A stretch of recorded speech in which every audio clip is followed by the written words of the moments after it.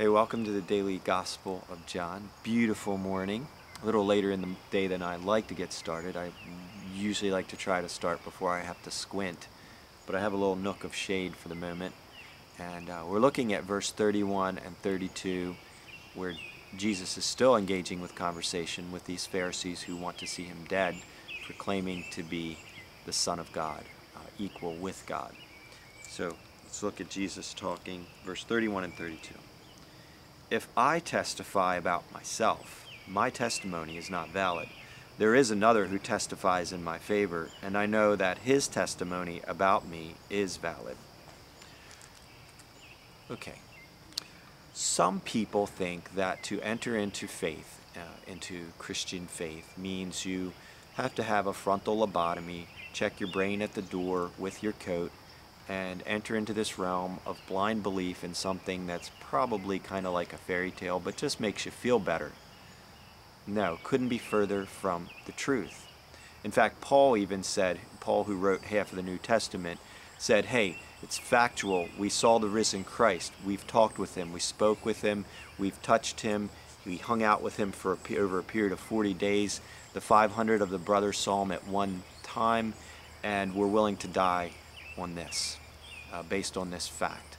And he said, for if this be not true, if Christ be not risen, my preaching to you is useless, and your faith is futile. We might as well party hardy, eat, drink, and be merry, for tomorrow we die. But he said it is true.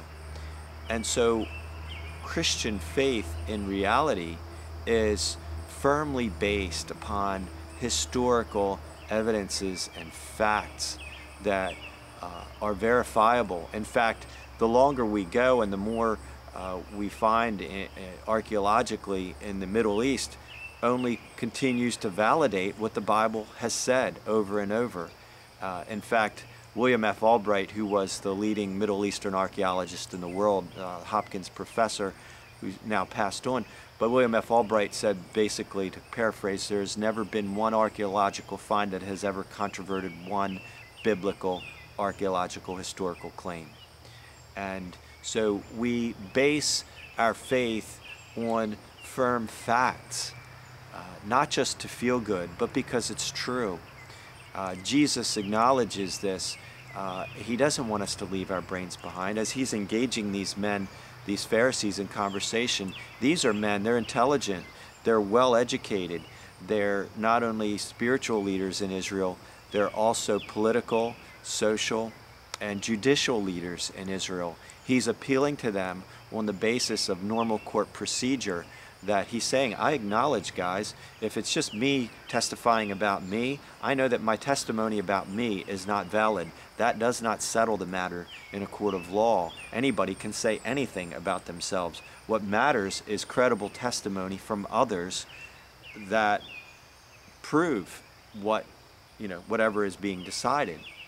And so he's saying, I have this evidence, and we'll look into that a little bit tomorrow, but I want to see that he is showing that he does not expect blind adherence to his claims just because he is this compelling, charismatic personality. Just believe me because I'm a cool, winsome guy. No, he's saying there's valid testimony. Let's look at what it is. I'm with you on the fact that I can't just testify about myself. So let's look. What is the testimony, guys? So I'm psyched that my faith is based on fact and on a God of truth and rock solid fact foundation. Yes, there's a point where we have sufficient fact that requires of us a step of faith and belief, often which kind of may go against our ego and our self-centeredness. But there comes a point where we stop maybe doing research about a plane and the laws of aerodynamics, and we actually get on the plane and trust that the pilot's going to get us to our destination. So I hope if you haven't already stepped in and started your adventure with King Jesus, the Messiah, I hope you will start that journey by faith soon, based on facts, but you got to start at some point. God bless.